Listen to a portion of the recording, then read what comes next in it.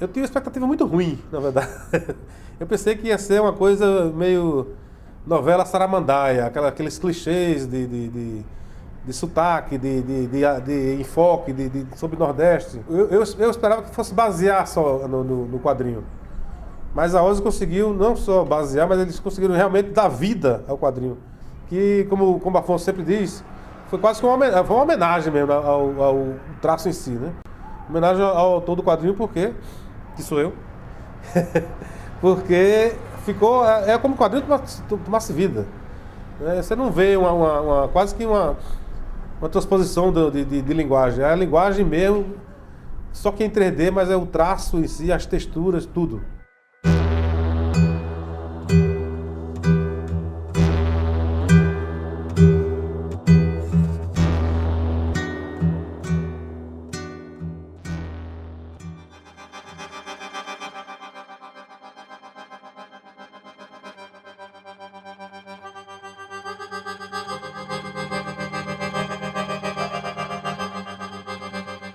Começo era aquela loucura de olhar o desenho do Miguel e ver cada desenho diferente.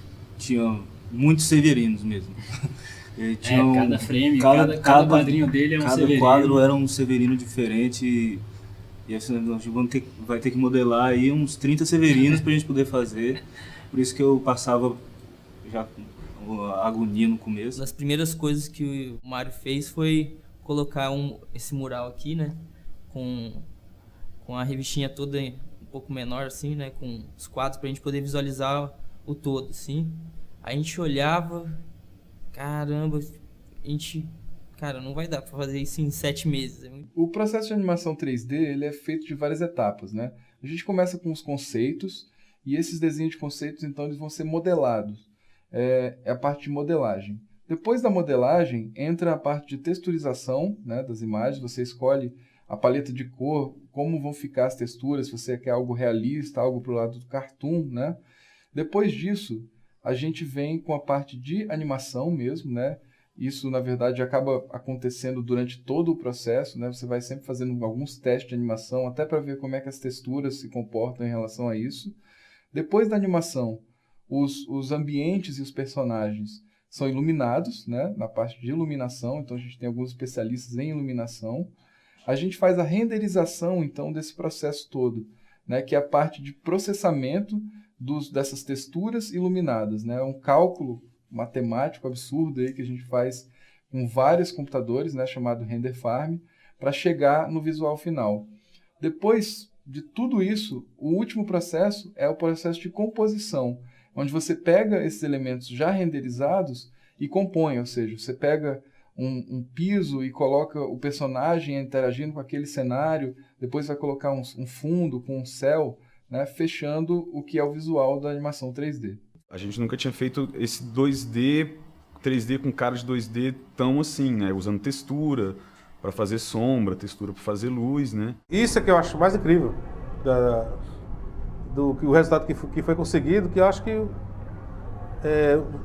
já foi feita alguma coisa parecida, mas não tão bidimensional, um 3D tão bidimensional como esse. Que a gente vê o traço e vê a textura riscadinha, mas quando o desenho gira, a gente vê que é 3D e a textura acompanha, a sombra acompanha. No começo a ideia era tirar da revistinha, vamos tirar essas texturas da revistinha para aplicar. Aí, quando o Miguel veio para cá para trocar uma ideia sobre o roteiro, para conversar sobre a história, vamos fazer as texturas, né? Vamos pedir pro Miguel, a gente conversou com o Miguel para ele fazer as texturas. Não tem sombra cinza, sombra preta. Tem uma textura menos trançada para a sombra clara e uma textura mais trançada para a sombra escura. Então textura de madeira, de chão, de vegetação seca, tudo isso eu ia mandando, ia desenhava, ia mandando para Brasília, pela internet. E realmente estava sendo usado, era mandando, fazendo aqui, já ia saindo lá. E quando eles mandaram de volta, já estava lá no filme, em três dimensões. É realmente fantástico. Não sei como eles conseguem fazer isso não, mas conseguiram. É um trabalho bem artesanal, assim, né? É um trabalho minucioso, de tentativa e erro, né? No começo, bem no começo do processo, que eu achava que não estava caminhando. Fazia teste, Sim, não chegava a lugar nenhum, né? Fazia alguma coisa que ficava legal, mas na hora de animar, via que aquilo não funcionava, ele não reagia com a câmera de acordo com o que tinha que ser.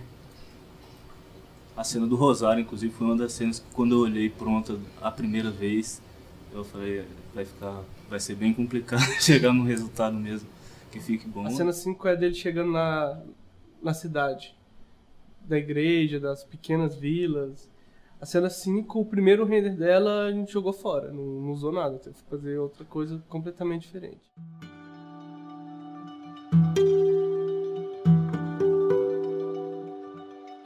Uma das primeiras cenas que a gente fez foi meio que uma das cenas de teste, né? Então, assim, antes eu não gostava muito dela, mas agora com a voz mesmo, uns planos novos que a gente fez, acho que é uma cena que tem uma carga bem pesada, bem interessante. Antes de sair de casa, aprendi a ladainha das vilas que vou passar na minha longa descida.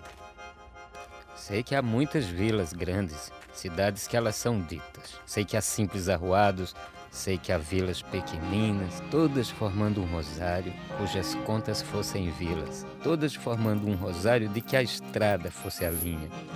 Devo rezar tal rosário até o mar onde termina, saltando de conta em conta, passando de vila em vila. João Cabral é profundo, né? É profundo não só emocionalmente, mas é racionalmente, é métrico, né? E isso, a mensagem dele é muito densa. O que se fala é muito denso. Então a gente tem que tomar muito cuidado, né, com que som colocar e em que momento colocar. Que sempre paz, enxadas, foices de corte, capina, ferros de cova, estrovengas. A música ela tem um referencial ainda da coisa tradicional, mas aponta para uma coisa atemporal.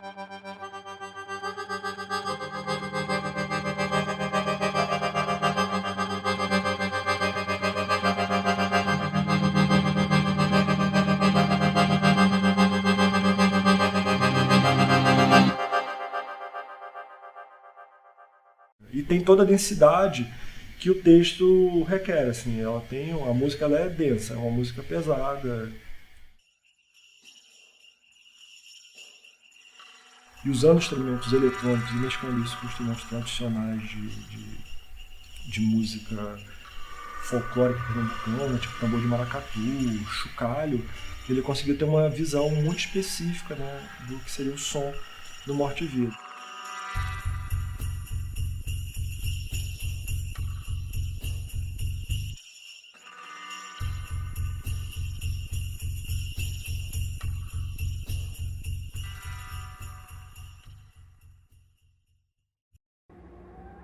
Deseja mesmo saber o que eu fazia por lá? Comer quando havia o quê e havendo ou não trabalhar. Esta vida por aqui é coisa familiar. Mas diga-me, retirante, sabe benditos rezar? Sabe cantar excelências, defuntos encomendar? Sabe tirar ladainhas, sabe mortos enterrar? Já velei muitos defuntos, na serra é coisa vulgar, mas nunca aprendi as rezas. Sei somente acompanhar.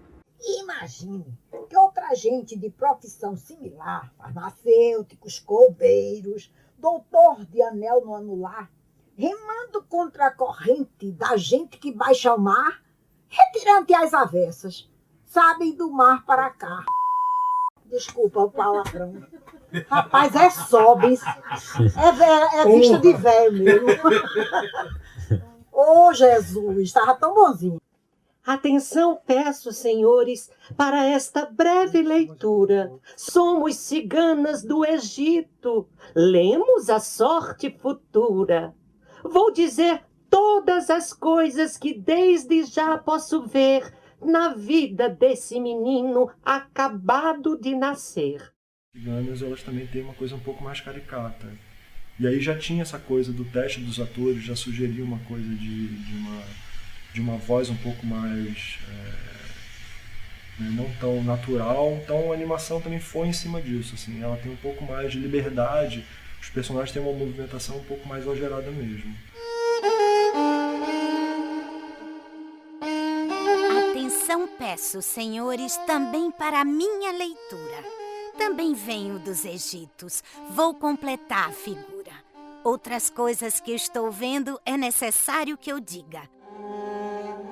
É difícil defender só com palavras a vida. Ainda mais quando ela é esta que vê, Severina. Áspera. Uma poesia com textura áspera, compreende? Que uma poesia que fosse difícil de ser lida em voz alta. Não desejo emaranhar o fio de minha linha, nem que se enrede no pelo hirsuto desta caatinga. A aridez, né, que o personagem vivencia, com a aridez de movimentos, de como a textura é apresentada, de como o visual se apresenta, assim. Então a gente sempre procurou uma coisa um pouco mais árida.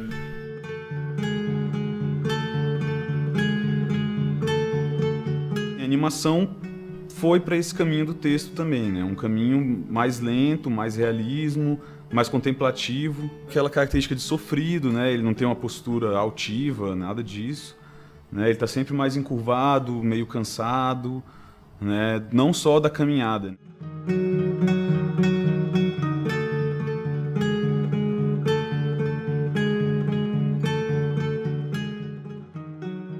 Trata a saga de cada um de nós, seja saindo do interior, vindo para a cidade, seguindo o rio, seja saindo daqui, indo para São Paulo, seja saindo de São Paulo, indo para Amsterdã, procurando novos caminhos. O homem severino ele é esse que segue o curso da água do rio até onde dá, onde o rio seca por conta da terra seca, que bebe toda a réstia de água que possa existir. Esse homem segue o caminho com o pé rachado, no fluxo do rio, ou seja, no fluxo das questões existenciais, assim, da sua condição de sobrevivência dentro desse espaço.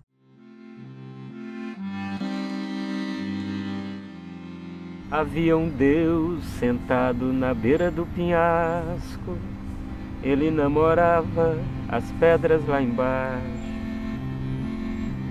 O azul celeste que ele contemplava era os pensamentos, a ação dos ventos, sonho algo do ar. Havia um homem sentado na calçada do mercado, ele namorava dúzias de tomates podrecidas.